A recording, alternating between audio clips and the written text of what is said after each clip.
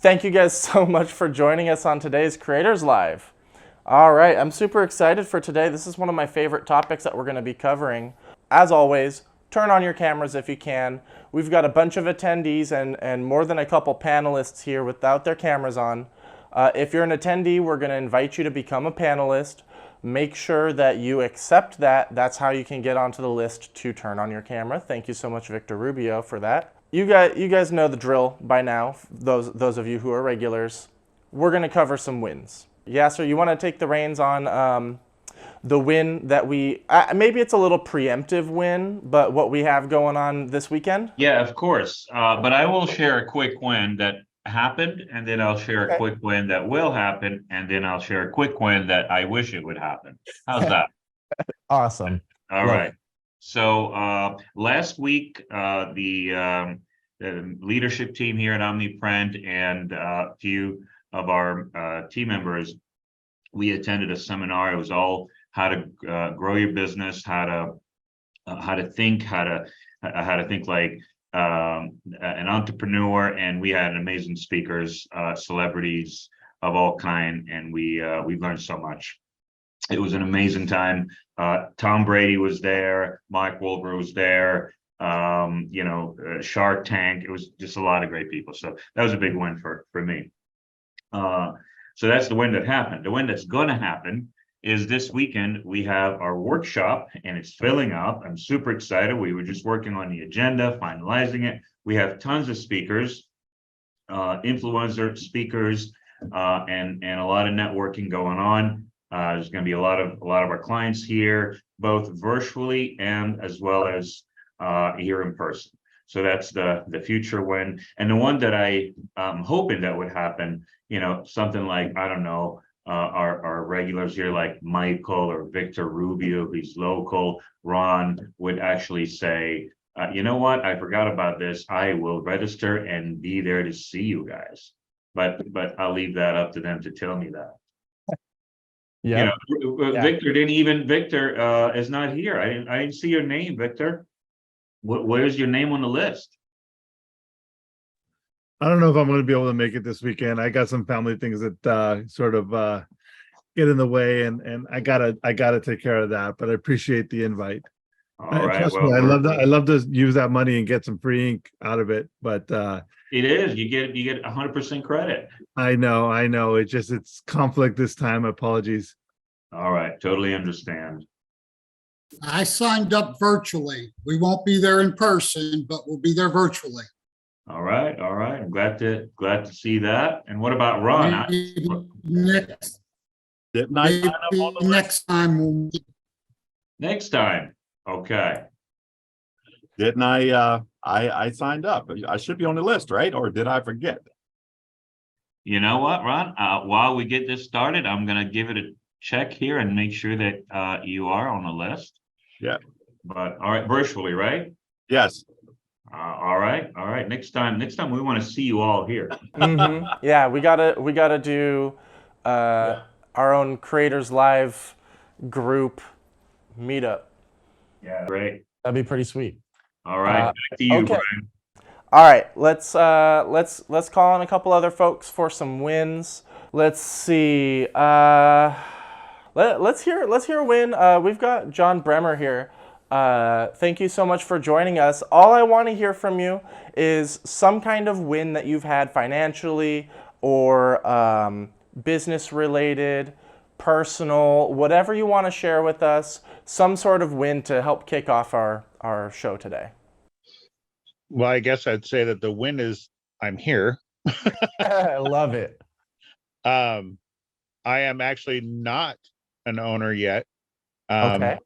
But I am in the process, and I've been watching these and seeing how good the process is, and it's something totally out of my norm because I'm right now I own U-Haul dealerships.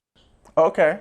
So it's going to be a different angle, different view, which I think it's at 54, it's time to get my feet solid.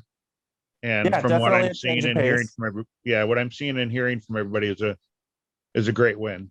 Awesome. Well, I definitely count it as a win as well. You know, you're investing your time in setting up in something totally new, and taking the time to research and to learn before you make that decision is really important.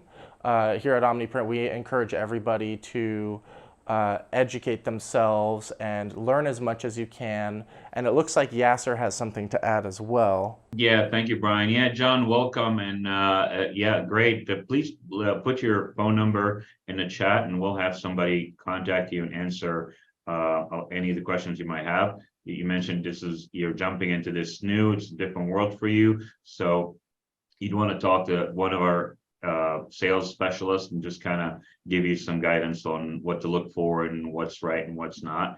So you could do some one-on-one. So yeah, please put your number on there and I'll have somebody reach back to you. We'll do that. And before I let you off the hook real quick here, have you caught us on the last couple of other episodes we've done regarding the FreeJet this last 2 weeks? Have not, unfortunately. Okay, okay. Well, those will go up onto YouTube, so make sure you subscribe, and that goes for everybody. Subscribe to our YouTube. All of the Creators Live episodes do go up. A little bit of a delayed schedule, so it's not going to go up the same week that we have it. So it's always important to tune in so you keep as current as possible. So today we're going to be talking about printing on canvas using the FreeJet.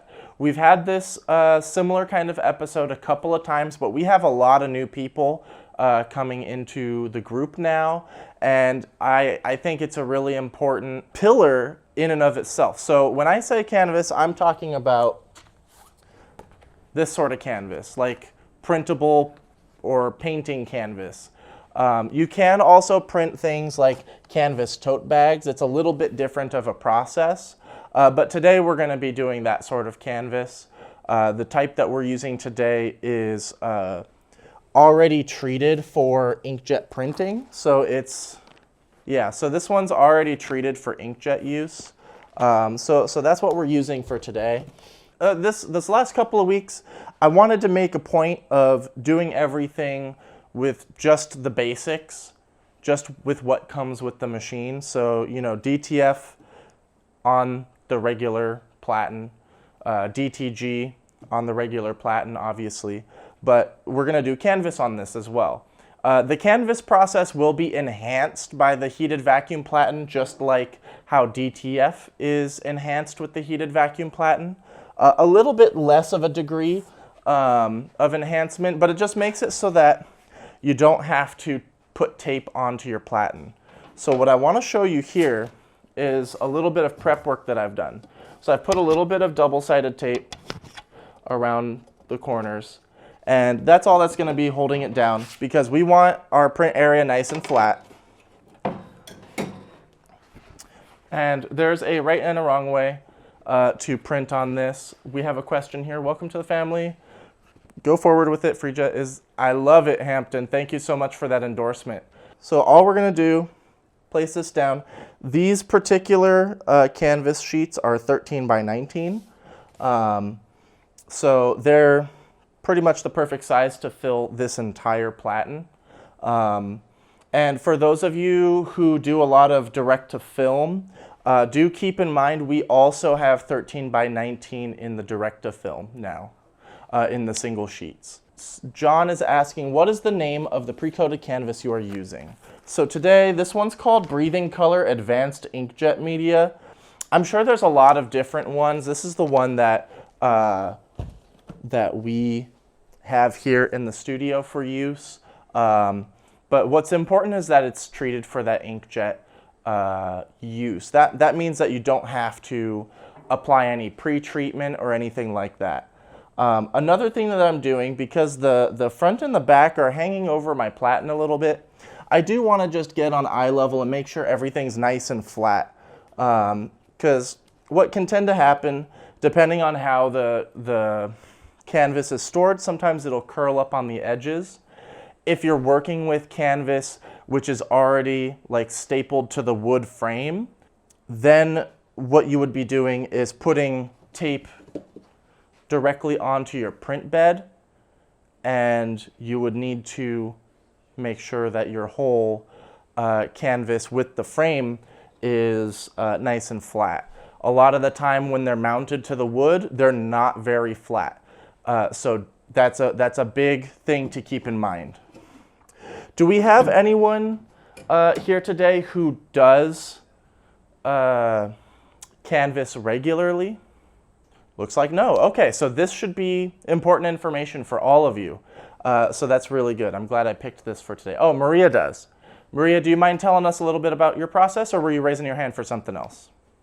Something else, a little Okay, bit go off ahead. topic, but not, I've done a couple, but I've been using the canvases, and we did a transfer, direct to transfer right on the canvas, Oh, okay. So you did the direct to film on. and then onto the canvas. That's so interesting. Okay. It worked out great. Huh. Okay. But on another note, I had a salesperson that was trying to sell me the 13 by 19 transfers, but I am so worried to try that because I didn't know if it would clear very well. And then I thought, well, maybe can we use the extra large? Because I've got an extra large platen. Would that work with the 13 by 19? So this is the adult size platen. This is 12.5 by 18. And the sheet that I have taped on here is 13 by 19. So here, there's a little bit of overhang around the sides. This side, not so much. I didn't center it perfectly. It's pretty close to the right size.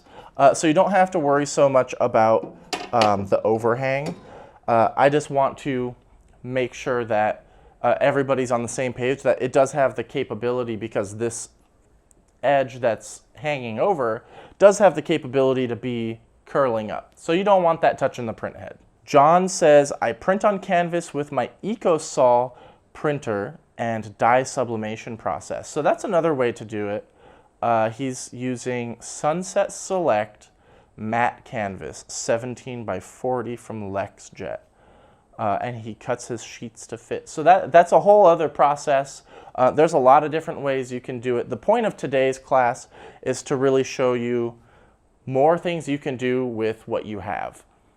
So most of our clients have the FreeJet, so I think it's super important to go into this. One other thing, but our next step is going to be height adjustment. Before we get there, I do want to talk about the layer settings. Since we're printing on a white substrate, I'm going to be using the white environment in our software. So it's only going to be using the color layer. It's not going to be printing a white underbase. So I'm going to use my layer settings and set it to A. So it's just going to do that one pass and be finished. If I had it on B, it would finish my canvas and then head back to the front. And that's not really what I'm looking for. So we're going to go ahead, function until the status light stops blinking, down, and function again. So that's the kind of thing that's, it makes a little bit of a difference. I'm sorry, it's a small step, but it can make a big difference in your efficiency. So we're going to go ahead and lower the height, bring it forward,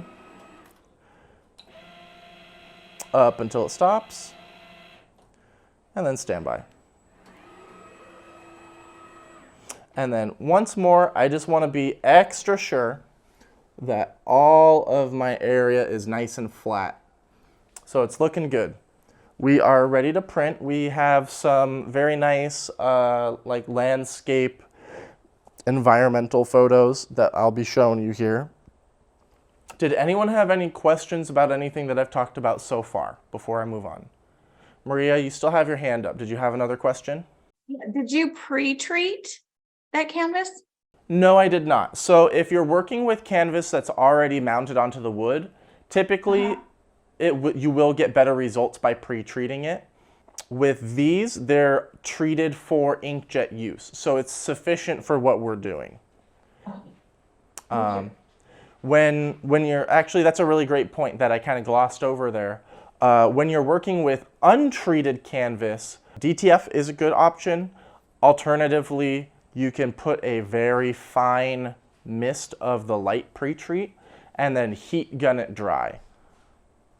Or if you have like a conveyor oven or something, real low settings, when it's mounted to the wood, you need to be really careful about warping that wood because you need it to sit flat once you get it onto the printer. That's really the most important thing, is it's got to be flat once it gets on there. So I'm going to go ahead and share my screen here, and I'm going to show you the process for setting up the job in this case. So we're going to do share screen. Okay. All right. So we're going to start with, I really like this forest, and the orientation of this forest, I want to let someone tell me what problem this is going to give me as is. What problem am I going to get if I print this just like that? It's wider than it is tall. You need to Thank you. turn it. Yes, so rotating it. I don't usually call on you guys like that, so I apologize, but I wanted to see who was paying attention. Thank you so much, Michael.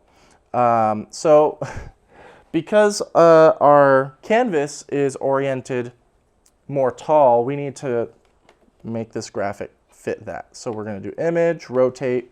Doesn't really matter in this case which way you rotate it, but you always want to do that first before you start doing your normal print setup.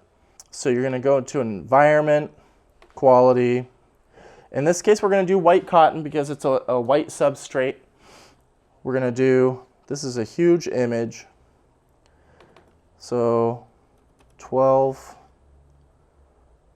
Oh man, I gotta go even smaller. What we'll do is change this one 17.5, and then we'll just leave it proportional. We'll do top center. Don't need a mirror. Select the port, tell it which printer to print to, and then just give us a little smidge, 0.25 there. So this is ready to go. We'll do a print preview. Now, one thing that's really common when you're doing canvas printing or anything that is on white, you'll get the common problem of, in some cases, depending on the pre-treat. Okay, so I hit print, so we're gonna go ahead and stop sharing here so you can see it get going. But the common thing that will happen is, depending on how it's been pre-treated, you may get a more saturated look to it, or you may not. So in this case, with the default settings, I expect it to look pretty good. There was one more thing that I should have done that I'm already seeing, which I'll point out to you shortly. I wanted to do a large dot size. Reason being, typically when you're working with sheets like this, the edges curl up a little bit, and you do want to compensate for that. I'm immediately seeing a little bit of a mist around the edges, and large dot size will account for that. Now, another thing that I'm seeing, which is contrary to what I was saying, the ink levels are well saturated. I'm seeing that it's nice and rich colors here. And so once this finishes, I'll show you. You can kind of already see the colors start to pop. So you can see those colors are already starting to pop. I would argue even better than what I've got on the screen here. So any questions about this? Now, Ron, you do a lot of DTF printing, and this is going to behave very similarly to DTF, with the exception of needing to obviously mirror, and it doesn't need anything much after except for being dried. So have you found yourself doing any canvas printing of your own? Yeah, I did one as a trial.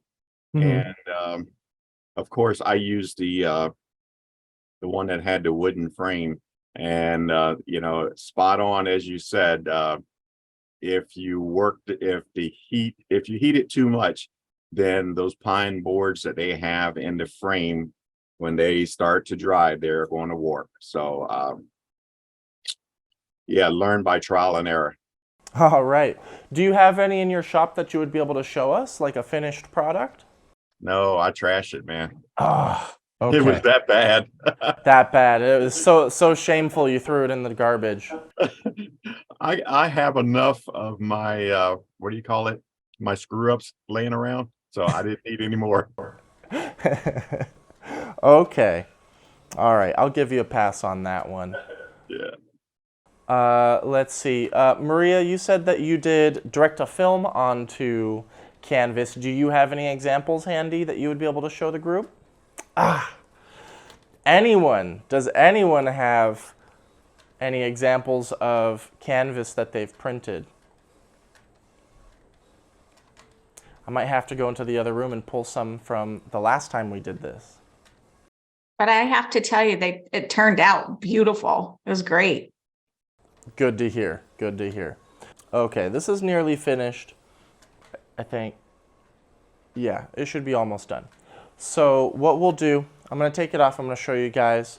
We're going to go over a little bit of things that I would change for the next one, and then we're going to do another one. What I want to do is make sure that I prep you guys for having the tools you need to do this nicely for your clients. And maybe for your shop too, because I've seen a lot of folks who, in their workshop, they print some nice examples of the types of work that they can do. And having one of those examples handy helps a lot. All right, that's finished here. So we're gonna go ahead and peel this guy off. Okay. All right, so we can go to close-up cam again. Oh, okay, all right, I'm putting it out of focus here. Let's see. Okay, not really, oh, maybe if I angle it like that. You can kind of see the streaks along the top here, close to my thumb. So in these areas, that's where you're gonna benefit from the large dot size. So what I'll do, I will take this over to the heat press, leave it under the heat press. Alternatively, if it's already mounted onto wood and you need to really be careful about how it's being heated, you would use a heat gun and heat it until it's dry to the touch. If you leave it like this and you sell it, it's gonna be like wet newspaper and it'll smudge in people's hands and it can get messed up pretty easily. A lot of folks that I've talked to who do this on the regular, they will be spraying it with a clear coat or like a varnish after when it's ready to sell so that there's no chance of it smudging. This is a little bit more niche. I mean, a lot of you guys, you don't do this process, so it is more niche. But it's a really nice tool to have in your arsenal for when someone comes to you saying, hey, I need this, this, this, this, and this. You can do likely more than what you're assuming you can. So that's the point of today's class, at least. So I'm going to take this away here just 1 second. Take this for me, please. Thank you. All right, and we're going to get another one on here. Do a new graphic with different settings. And so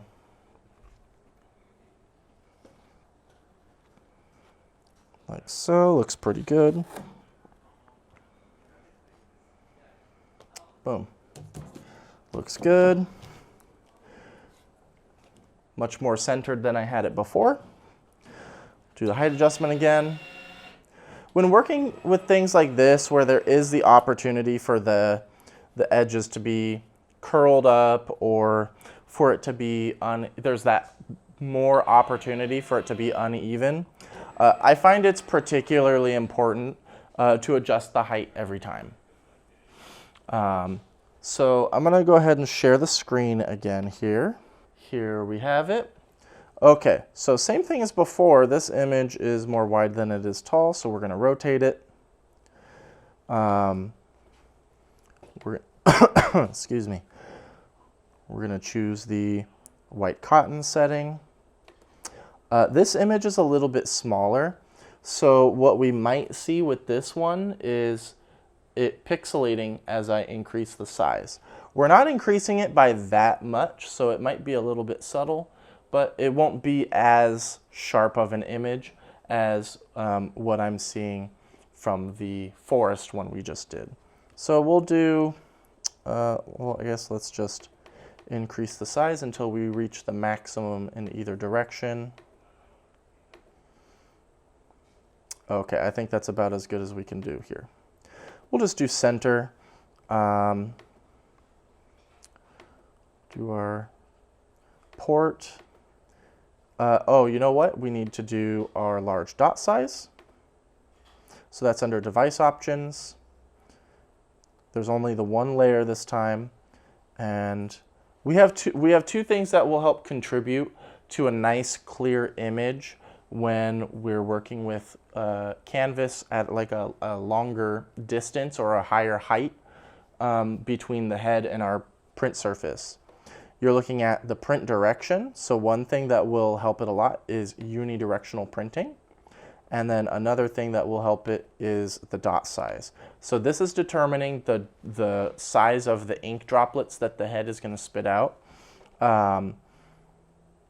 So since I didn't see any issues with the ink bleeding on the previous one, I'm happy with the amount of color strength that we have set here.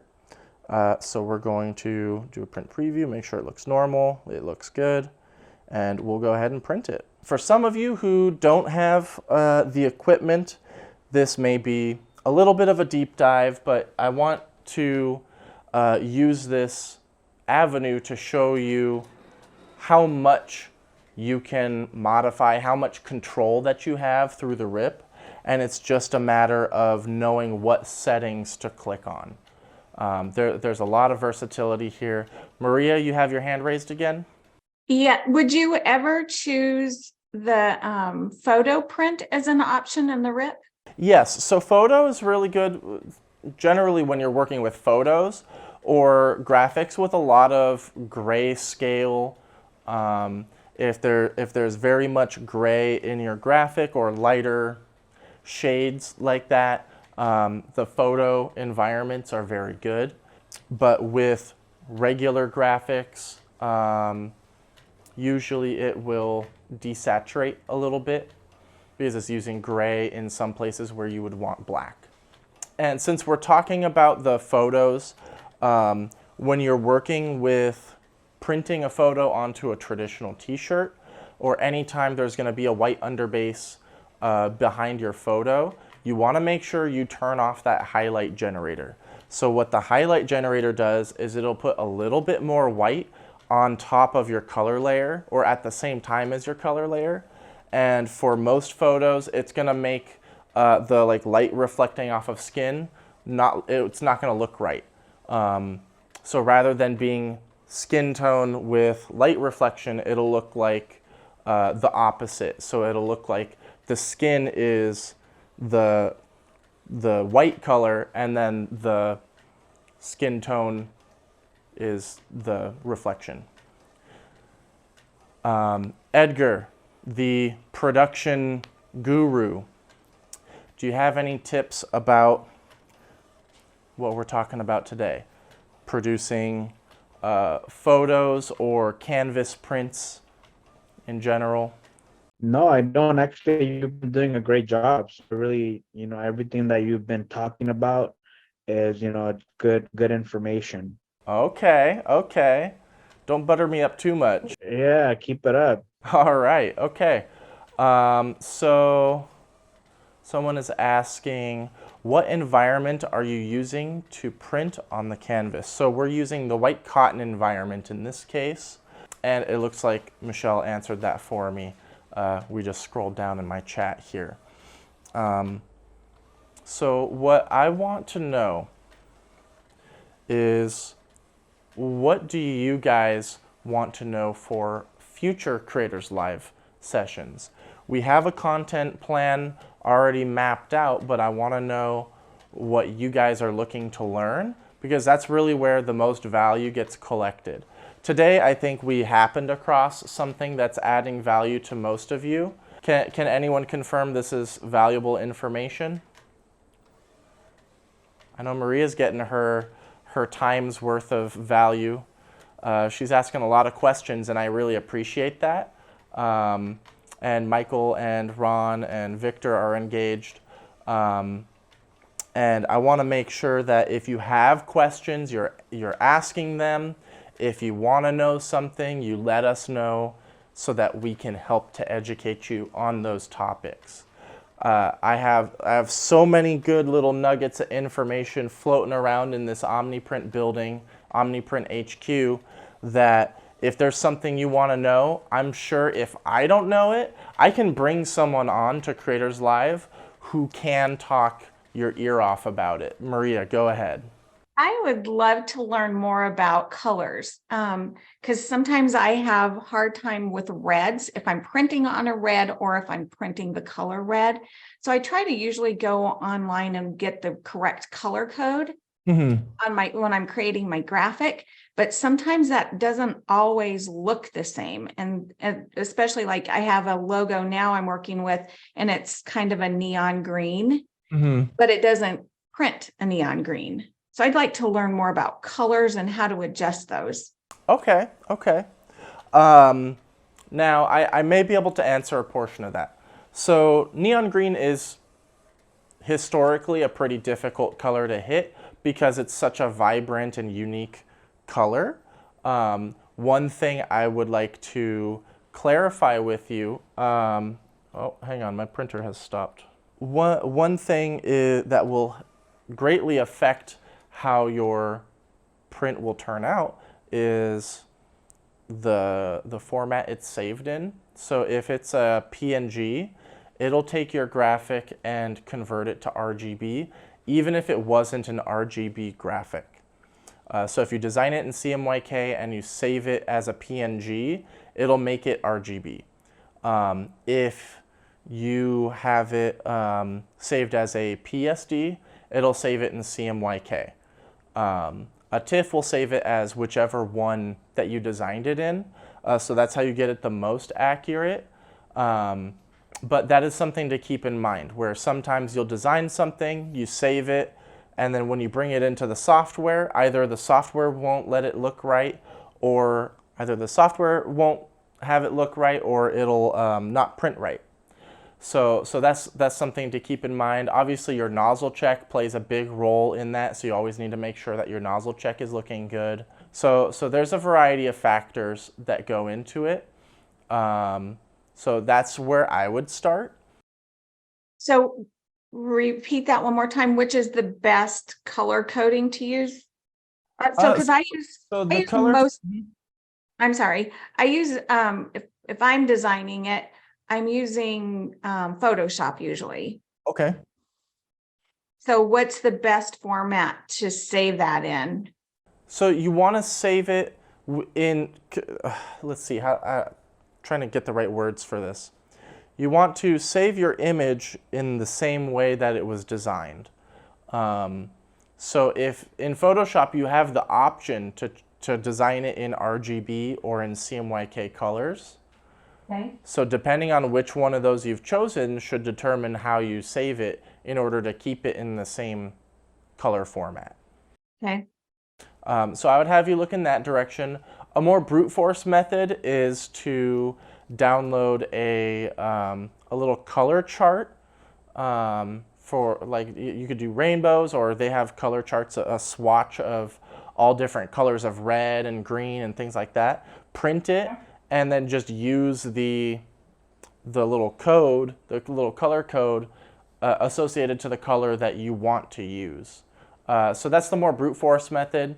Yeah, I think maybe a combination of the two will get you the results that you're looking for. Okay. Thank you. I'll try that. Okay. All right. So now that I've answered that, Michael, go ahead. I'm going to take a look at my RIP and see why my print stopped. You said when you print on canvas that has the wood frame, Yes. you remove the platen and just put it right on the print bed? That's correct. Okay. Yeah, and you still need to tape it down. So on the back side of the frame, you would put double-sided tape to hold it nice and flat, because very rarely are those wood frames flat to begin with. Okay. Cool. Thank you. Absolutely. So it looks like my computer froze. It couldn't handle Zoom, Google Chrome, and the RIP software. So My print has been interrupted. So this is going to be a little bit of impromptu troubleshooting for you guys of the easiest way to get your printer back and going again. Michael, you still have your hand up. Did you have another question? Ron, you have your hand up? Yeah, I just have a question. Okay, in reference to educating people about color management, why don't you share with them what file types that the QRIP software will recognize, because it doesn't recognize not all file types. So that will help them to understand which format to save in. That's actually a really great point. So you're limited to 4 file types with the RIP software. So it's pretty easy. So you have PNG, TIFF, JPEG, or PSD. Those are going to be your options. That covers most types of graphics that you can think of. Most images that you'll be provided will be PNGs, in my experience at least. Maybe that's a little bit of confirmation bias because I'm working with folks like yourself. I'm not working with end customers. So maybe you guys are getting a lot of JPEGs. I'm afraid of that answer, but you know, you make do with what you get, right? So you can use it. So there's that to answer what Ron was talking about. Now, to get this printer back in a situation where I can use it, I'm going to turn it off, turn it back on with the switch on the back, and I'm ready to go. So I can just turn on the control panel again and ready to rock. Let's see. So we have another question. Hampton asks, I print on items that have a curl on them. To help, I heat press them and use 1-inch double-sided tape all around, and it works great. Yeah, so that's what we've done here. We have double-sided tape on the 4 corners here as well. That's the same kind of tape that we use for when you're printing on those canvas shoes. Who here was here for the shoe episode when we did the little Converse style shoes? Yeah, so as you guys know, that's a pretty in-depth process. And you know what? With this print that we just finished that got interrupted, I reckon I could still sell this. I can, weirdly enough, it stopped in almost a square. So I could just trim it on the side that got interrupted right here and put it on a white backing. And we're ready to rock and roll. This is oh, I'm over here. This is usable. I'm happy with that. We have a question from Sal. Go ahead. I want to call on some other people for questions. Does anyone have any questions as volunteers, as tribute before I call? I'm also noticing we have a lot of folks who are here in the panelist section who do not have their cameras on, and I take that very personally. I'm going to have that speech again. You know, we had it at the beginning, but I have 10, 11 cameras on here, 3 of which are OmniPrint folks. Thank you so much, Michael. Okay, so you know what, Michael? You are the lucky participant. What have you taken anything away from our session today? Did you just join? Tell us about what you're thinking here. Tracy, yeah, I just joined, new to the director film, so I'm really just trying to get as much information as possible. It's really good information. I definitely am thinking about trying it. Okay, awesome. So this is not very representative of the process for direct-to-film or direct-to-garment. Since we're printing on canvas, it's kind of its own beast. We're using the DTG machine today, but if you want to know a little bit more specific information to what might suit your needs the best, drop your information into the chat here, and one of our reps can reach out and figure out what would make sense for you, if anything, and make sure that that conversation is had in a more educated and personalized way. And then we do have someone, oh, we have Edgar. Go ahead. Looks like you were about to say something. Yeah, I just wanted to say that for this Friday and Saturday, We're gonna have a couple, speakers, couple influencers that are gonna be talking about a couple different topics. Nez, he's gonna be covering artwork, going over Photoshop. He's really great at creating graphics for different brands. He does a lot of print on demand. We're also gonna have John Santos. He's really good at sales and marketing. So we're gonna have a lot of valuable information. So I don't know if Mauricio can drop the link in the chat for this event. It's definitely we're gonna have a lot of value to it. And I just wanted to, mention that. I know Yasser had mentioned it earlier. I just wanted to, talk about how much value we're gonna have. I'm gonna be sharing some information. Victor, the CEO, is gonna be sharing some information, and it's pretty much it's free. You're gonna get a credit at the store for whatever you need. So I just wanted to mention that. Yeah, the 100% credit leaves very little room to not sign up. John here, he's joined looking for a little bit more information. Now, if you really want to overload yourself with information, that might be a good thing to check out. I'm sure you've already been blown up with emails about it. So I do encourage you specifically, John. But jokes aside, it is going to be very informationally packed. You do get that credit back for the OmniPrint store, so effectively it ends up just being free that way. One thing that I didn't mention that I did here when I was setting up the platen to print on this canvas that I want to point out to you, for those of you who very often alternate between DTG, DTF, if you end up alternating between canvas as well, you probably already are cringing at the fact that I'm putting double-sided tape onto here, and you don't want that sticky residue left over on your platen. One trick that I've picked up from the shoe platen days is I put down a layer of painter's tape first. Can we do the close-up camera, Mr. Joel?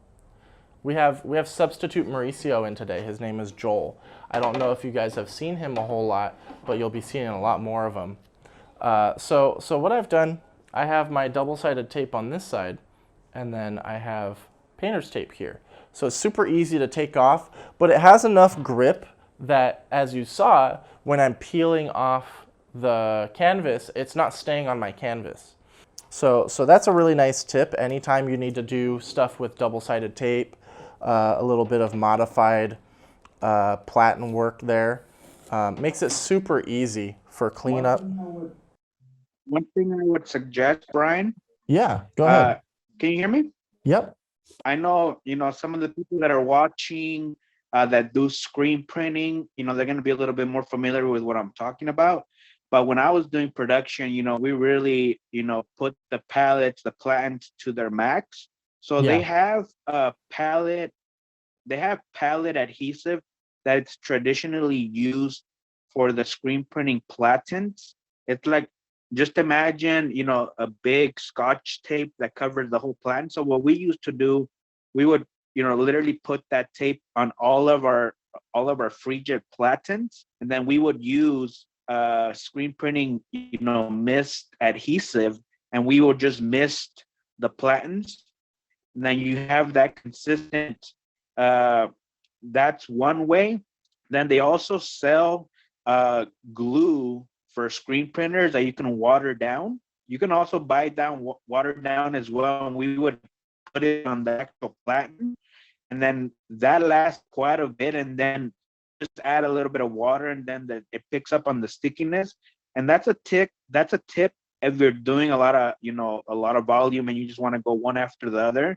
And it makes it a lot easier working, because I don't know that double-sided tape, how hard it is to, peel it off. But, the trick that we would use, it's just enough adhesive to hold in place what you need. Awesome. That's a great tip. And one thing I would want to expand upon there, don't spray glue your platen while it's on your printer, please. I can't imagine what that's going to do to the tracks and to the print head. Oh my gosh. Do that. Treat it like you're pre-treating. Do that way away from the machine, somewhere else. You do not want that spray glue getting in your moving parts. And I would actually recommend, scratch the spray, we use that for more advanced stuff. So like, don't even think about the spray. Use the glue because you can water it down. It's literally like Elmer's glue for screen printing. It goes straight on your palette. It's very easy to do. Like we would do really advanced stuff with our plans, and we would spray like, yeah, not on the printer, but for the stuff that you're saying, definitely, the glue that I'm talking about you're gonna get a lot of bang for your buck versus the double-sided tape. But if you're just starting off, yeah, I would recommend the double-sided tape. But if you're looking to, really be doing a lot of, output, then, definitely that palette adhesive. There we go. You guys heard it here first. I'm sure you remember, Brian. I'm sure you remember, Brian. At our shop, we used to have like carts full of platens that we would really put into, the test. We would beat them up pretty good. Yep. Yeah. No, I remember your sweatshop. I remember very fondly. Those were good times. Okay. So I think we've had a pretty information-packed episode today. I want to get one person to give me some sort of one key takeaway that you're going to put into practice from today's lesson, and I'll hear it from anybody, and hopefully I don't have to pick someone. Going once, going twice. What is the most important little nugget of information that you learned today? Maria, you've been so active today in our lesson. I gotta pick on you. And you know what? I'm also gonna pick on John since we were chit-chatting with John earlier. But Maria, what's one thing that you would say was maybe the number one most important piece of information you learned from today? Gosh, I really hadn't considered doing a whole lot of canvas, but as you were talking and demonstrating, I thought, you know what, those would be great thank you gifts for your customers. Mm-hmm. So don't limit yourself on what you can print on. Awesome. Just expand. I think I've achieved what I wanted to, at least with you, where the goal was to expand your thinking of the types of stuff you can produce with just this DTG printer. So thank you so much for that. And John, being totally new to the industry or largely uninformed with the industry, what can you say was something that you learned today that maybe you weren't expecting to, or that you found valuable? Well, one big part was on the printing side was how you adjusted the dot size. Mm-hmm. That was one big key that kicked me. And then the other part is having product on display in your shop. And then my other thought was you could print up fun sayings and stuff like on there and just sell them as just general stuff, walk in, grab a gift and go. Nice. Okay. But yeah, All this right. was very informative this time. Awesome. I'm so happy to hear that. And, I'm not hurt that I had to pick on you guys to get you to tell me, but I'm giving you a hard time. Okay, let's go ahead and close it out. Make sure that if you're looking to register for our workshop this weekend, that you do it soon. We are running out of space physically, and the more of you guys, here's my goal. I'm going to be largely in charge of maintaining our virtual presence, so I'll be your eyes and ears in the event. So I want you guys I want to have so many people signed up that it's entirely unmanageable and rowdy. So make it difficult for me this weekend. That's my goal. And then I can share that as a win next week on Creators Live. But make sure you sign up. Our link is in the chat once more. We're gonna beat the dead horse, but it really is, jokes aside, really information packed. A lot of great speakers, and if you thought this was valuable, you're gonna it's gonna blow your socks off. And seminar starts 9 a.m. Right, Joel? 10 a.m. Both days. So 10 a.m. on Friday and on Saturday. So I hope to see you guys there. We're going to do all kinds of really exciting stuff. I'm super excited for it. Make sure that you, especially for you, John, and for the other folks in here who are new, subscribe to our YouTube. It's super good resource to keep in touch with all the things that we're doing. And anything else you need, you guys always know you can reach out to me. Reach out to your OmniPrint rep. John, you left your information in the chat, so one of our reps will be in touch with you shortly, and you can kind of go over everything that you need with him or her, whoever gets connected. And we will see you guys next Wednesday, 2 p.m. Pacific, and some of you guys I will see Friday as early as 10. Bye, y'alls.